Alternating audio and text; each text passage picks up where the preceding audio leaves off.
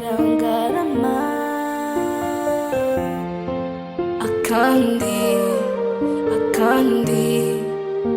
n'amazi isoko y'iwacu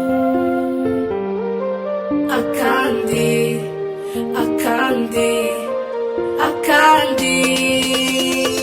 tunywe inyota tunywe akandi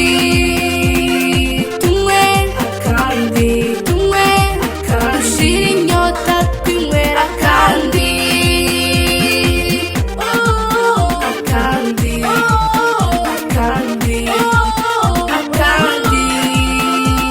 akandi n'amazi yo kuri Nyirangarama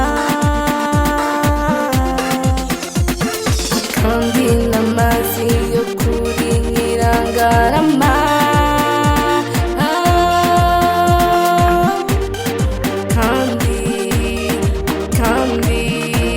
n'amazi isoko y'iwacu akandi n'amazi isoko y'iwacu byose ni kuri Nyirangarama.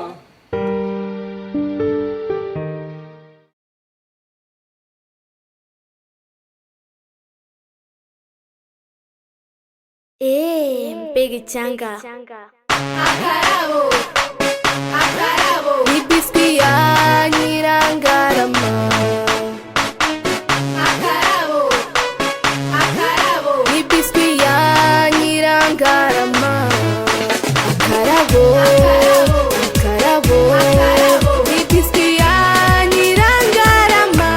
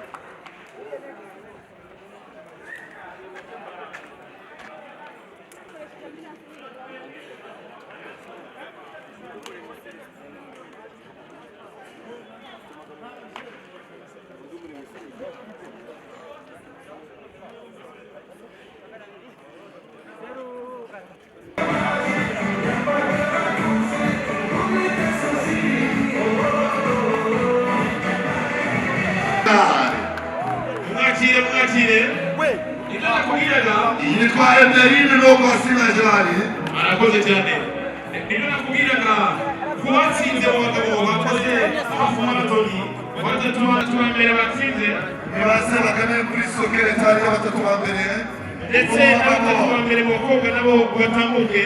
Yes, ko ndibona ivyo birumvikana bagahamagara witwa Rusixi bagahamagara ndetse na mutabazi wa polisi abo bakinyi batatu mu bagabo bakiri mu bagore hakenewe uwitwa Adeline reka atletisme n'imikino muri rusange.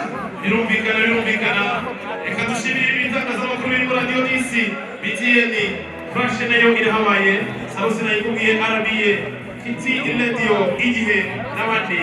Yes, ngira ngo umukobwa wa kane ni uwo kwa Sina Gerard nawe yamaze kuhasesekana abakobwa birumvikana baracyari nyuma ariko nabo muganda baraza kuba basoza cyane ko n'abasaza babo nabo bakiri nyuma gato mwibutse ko perezida w'ishyirahamwe ry'imikino mu Rwanda yamaze kuhasesekana hari SG wamaze bivuze yuko rero impamvu tuba dushimira abaterankunga aka ni akanya keza ko kugira ngo abikorera mu majyepfo ndetse mu karere kawe by'umwihariko barushaho kumenyekanisha ibyo bakora.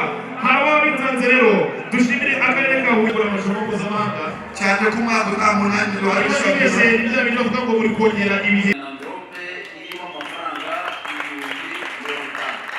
tugikomera amashyi y'urutse yambaye kapiteni wa ekipe yatambuka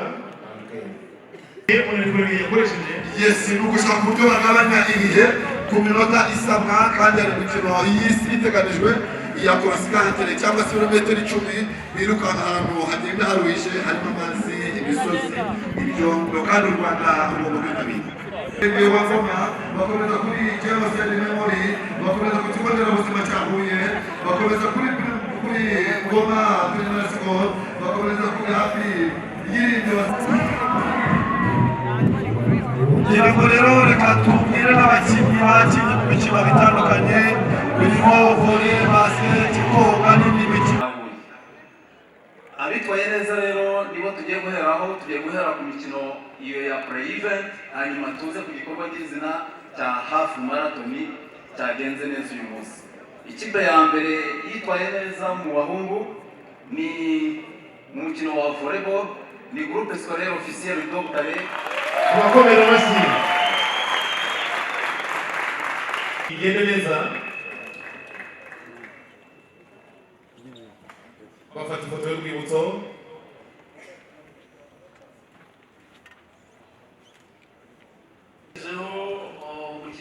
kapitani w'ikipe y'igihugu y'abari okay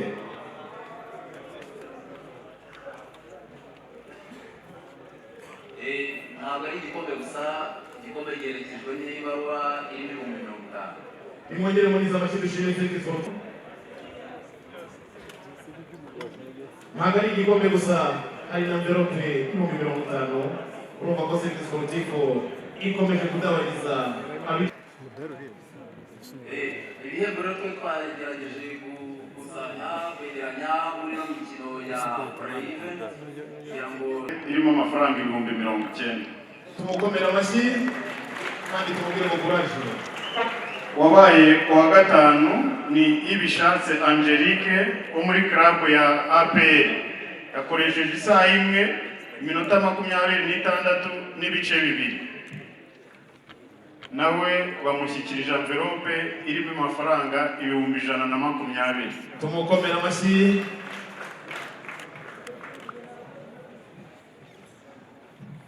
Wa kane ni Niyonkuru Florence uturuka i Rurindo muri club ya Sina Gerard yakoresheje umunota umwe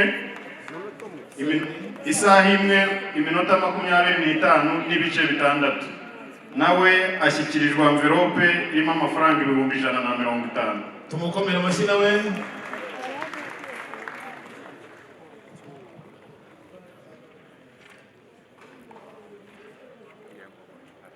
kugira ngo bagezamura envelope. Wa gatatu dusabe perezida wa federation amwambike bronze medal ni Manizabayo Emeline uturuka i Rurindo muri club ya Sina Gerard yakoresheje isaha imwe iminota 23 n'ibice bitandatu. Baramwambika umudari wa bronze bamushyikirize envelope irimo amafaranga 180. Tumukomera amashyi uwa gatatu.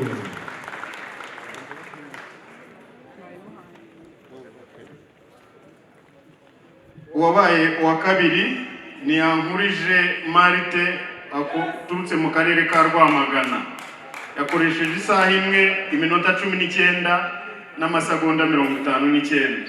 Nawe arambika umudari wa silver ahabwe na envelope irimo amafaranga 220. Tumukomera amashyi.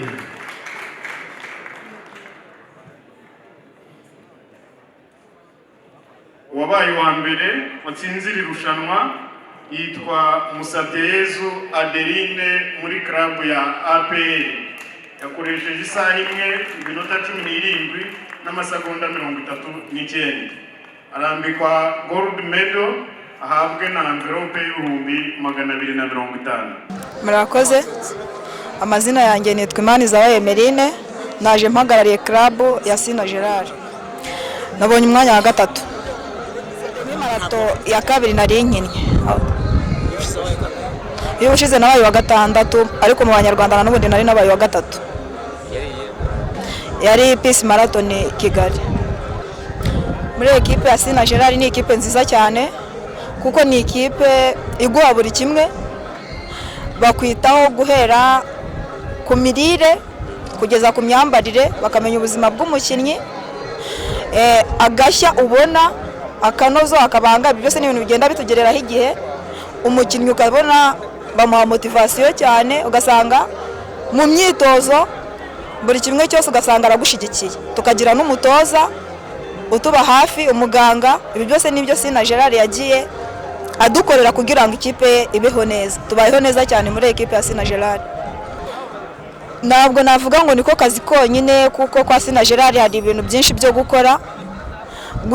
Umuntu w'urubyiruko ntabwo ari ngombwa kugira ngo imbaraga zagenda zicaze hariya, ukora imyitozo uhamara nyine, hari ibintu byinshi byo gukora mu kabanga, mu gashya, aho hose ugeramo ukareba uko yego yego. Murakoze cyane. Twanje Sebutege ndi umuyobozi w'akarere ka Huye. Twishimiye kuba twongeye gutegura Huye Half Marathon ku nshuro ya kabiri, nyuma y'uko twari twatangije iki gikorwa kikaza, turabizi icyorezo cya covid cyahagaritse ibikorwa byinshi, ariko twishimiye ko twongeye kuritegura mu bufatanye n'abafatanyabikorwa, rikaba ribaye ku nshuro ya kabiri.